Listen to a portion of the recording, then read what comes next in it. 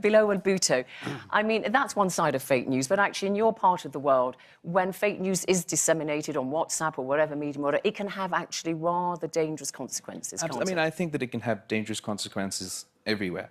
I think what we were referring to with President Trump is particularly concerning and dangerous, not because it's funny he's handing out fake news support, and you're absolutely correct, they've all been corrected. The point is to have the leader of a democratic country demonizing the press in such a way is what concerns me.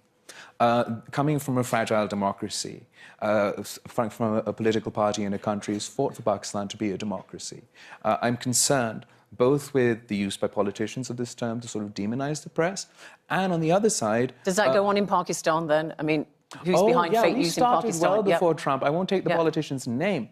But attacking and demonizing the media, repeatedly repeating false fiction on a mass scale, that's sort of... And who else is behind it in Pakistan? OK, so I think that, as with everywhere else, there's no concrete way to answer that question.